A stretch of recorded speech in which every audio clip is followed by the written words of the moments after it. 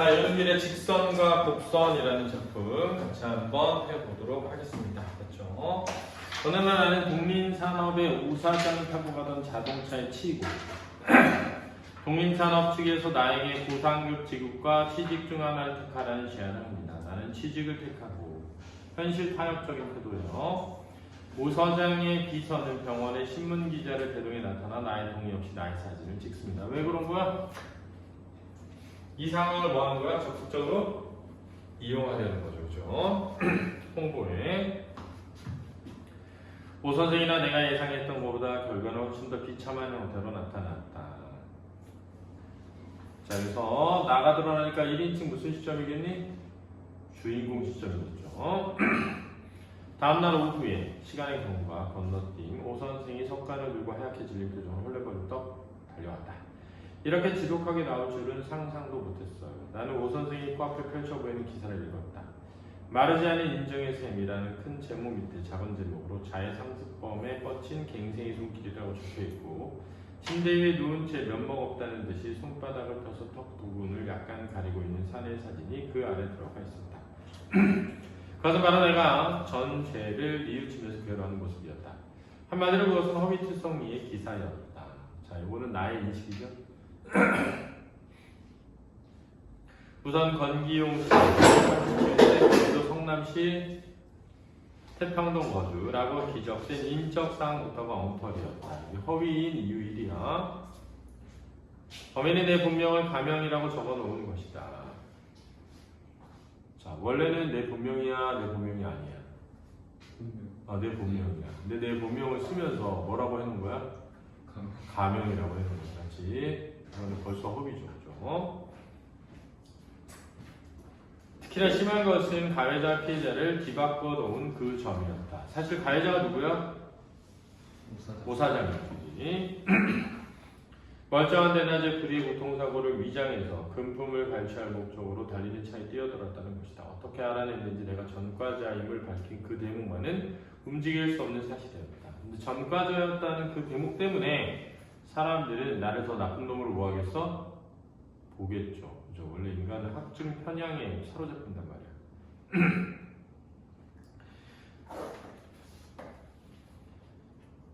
그러나 그것도 읽는 사람으로 하여금 자행위를 하다가 얻은 전과인 듯이 그릇된 인상을 줄 염려가 다분하게 매우 애매한 서술 방식을 취하고 있었다. 내 잘못을 모두 용서하고 나를 자기 회사 사원으로 특채함으로써 응달 속 인생에 거듭나는 기쁨을 안겨준 비유적 표현이죠. 응달이라고 하는 것은 따뜻한 곳 이런 뜻이야. 그렇지? 햇볕이 드는 곳. 미담의 주인공 오 사장은 왕방한 기자에게 다음과 같이 말하고 있었다. 죄를 미할 수 있어도 인간을 미할 수 없습니다. 자, 이런 게 이제 오 사장의 위선과 뻔뻔함이 드러나는 것이죠. 약간 여유가 있는 사람으로서 사회를 위해 당연히 해야 할 일을 했을 뿐인데 번번이 남들 알게 돼서 그저 부끄럽게만 할 뿐입니다. 요것도 그치? 자기가 일부러 뭐 한 거야? 홍보를 위해서 알린 거다. 그때가 그 기자는 화제의 인물 오만한 사장이 과거에도 부지기수로 어려운 사람들이 형제처럼 도움받아 있는 숨은 독지가이며 그가 경영하는 독립산업은 목화표 섬유 제품을 생산하는 전도 유명한 신진기업이라고 소개하고 있었다. 위선이 미담으로 뒤바뀌는 거야.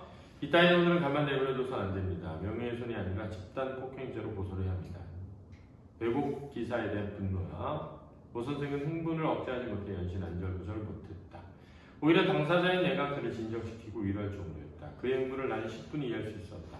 크게는 구두를 태운 뒤로 무섭게 변모해버린 이웃에 대한 여전한 애정이자 새로운 우려의 표시일 것이었다.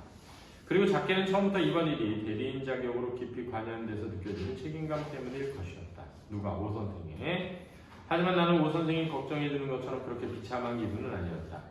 의식적이든 무의식적이든 나로서는 진즉부터 예감하고 마음대로 대비해 나온 수많은 경우의 중 하나에 지나지 않았다. 이렇게 될 거라는 걸 예상했기 때문에 덜 비참했던 거야. 그들은 그들대로 계산이 있겠지만 전 저대로 또 계산이 있습니다. 실직자인데다가 전과자라는 사실까지 밝혀진 건 내 약점이고 그 약점을 이용해 제멋대로 허위보도를 하게 만든 건 그들의 약점입니다. 서로 상대방의 약점을 최대한 활용해서 공존 공동생하겠다는 세상 아닙니까? 이 세상에 대한 비판적 인식이 드러나죠. 내 손에도 약점 한 가지 쥐어진 이상 저들이 나한테 받는 약속은 이제 어느 정도 보장받은 셈입니다. 모르는 척하고 그냥 넘어갑시다. 자, 잘못된 외국 기사를 뭐 하는 거야? 묵인하려는 태도죠. 관 선생, 사람이 이런 취급을 당하고 부끄럽지도 않소, 분하고 억울하지도 않소. 오 선생이 그렇게 흥분하면 할수록 더욱더 차갑게 가라는 나 자신이 스스로 생각해도 두렵고 끔찍하게 느껴질 지경이었다. 왜냐하면 진실 따위는 중요하지 않다고 생각하는 거니까, 그지? 오 선생한테 빚지고 신세지면서 살아가는 거나 이런 취급을 당하는 거나 부끄럽게나마 마찬가지일 겁니다. 하지만 같은 값이면 이제부터라도 비단지고 신세한져도 되는 부끄러움 쪽을 가고 싶습니다. 이게 이제 취직을 하는 거죠. 구두를 태기 전이면 오 선생보다 훨씬 더 분하고 억울하고 뻘뻘 뛰었을 것입니다. 여기서 구두는 뭐를 위해? 자존심이죠. 자, 구두를 세웠다는 건 자존심을 버렸다는 거죠. 뭘 위해서? 생계를 위해서. 알았지? 천만에 내 눈엔 지금 권 선생이 미안. 하지만 오 선생도 아시다시피 이미 구두를 태워버린 겁니다. 땅바닥에 내던지는 건 주워먹는 똥개 신세는 결코 되지 않겠다고 그러셨죠. 천만에요. 내 눈에 지금 권 선생이 똥개 그 이하로밖에 안 보입니다. 전에 단대리에서 살 적에 우리 집 동준이라는 놈이 시궁창에 과자를 집어 던지는 걸 봤습니다. 동네 꼬마 하나가 그걸 주워먹겠다고 둥 밑으로 내려갑니다. 그걸 보고 나는 꼬마 녀석을 때리는 대신 내 자식 놈을 마구 때렸습니다. 네, 그래서는 안 된다라는 거지. 사람을 그렇게 비참하게 만들어서는. 수진의 고기 밑에 가면 양산도집이란 술집이 있죠. 그 집에선 전에 작부로 일하던 신양이라고 혹시 아십니까? 모르시죠? 그 여자를 오 선생한테 보여드리고 싶습니다. 왜? 살기 위해서 무슨 짓이든 인간은 할 수 있다는 걸 보여주기 위해 그 여자하고 긴 얘기를 나누고 나면 아마 오 선생도 누구를 때리고 싶다, 누구를 때렸다는 말을 그렇게 힘 안 들이고 할 수는 없게 될 것입니다. 야, 누구를 때리고 싶은데?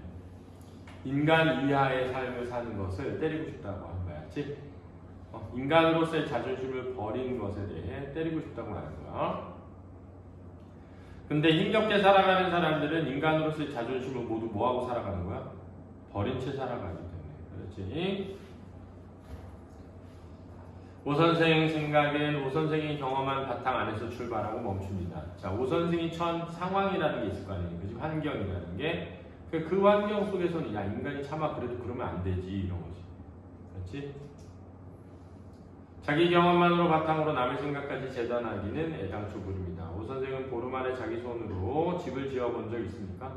배고프다고 시위하다가 말고 엎어진 트럭에 벌떼같이 달려가 참외를 주워먹는 인생을 본 적이 있습니까? 이게 9켤레 구두로 남은 사내의 이야기에 나오는 장면이야. 알았지? 죽었다가 살아난 경우는요. 그리고 생명만큼이 아끼던 자기 구두를 태우는 아픔들. 이건 결코 자랑이 아닙니다. 내가 경험한 이런 일은 모두가 사회 탓이라고 세상을 원망하는 것도 아닙니다. 내가 모자란 탓에 자업자득으로 그런 거니까 뒤늦게나마 좀 넉넉해 보자는 겁니다. 보기 나름이고 생각하기 나름입니다. 자, 부조리한 상황이 뭐 하는 거야? 타협하는 모습이죠. 이 부조리한 사회 상황에 타협하는 모습을 통해 사회 부조리함을 비판하고 있다. 후회라더라도 아주 나중에 하겠습니다. 오 선생들은 박수 쳐달라고 그런 게 아닙니다. 산속으로 끝까지 가봐도 길이 없으니까. 자, 산속으로 끝까지 가는 건 뭘 의미해? 현실에 타협하지 않고 올바르게 사는 거야. 현실에 타협하지 않고 올바르게 사는 것에는 길이 없다라는 거야. 이제부터 되돌아서 들판성으로 나아보라는 것뿐입니다. 내 말이 너무 과격하게 나왔는지도 모른다. 어쩌면 틀림없이 그랬을 것이다. 오 선생은 더 이상 아무 말도 하지 않았다. 나는 그의 침묵이 내 얼굴에 침을 뱉는 형식이든 혀를 차는 형식이든 전혀 신경 쓰지 않기로 작정했다. 그래서 왜곡된 기사에 대해서 알았지? 나는 타협하기로 결심을 했다는 거죠. 오히려 오 선생은 뭐 하는데? 분노하고 있는데, 그렇지?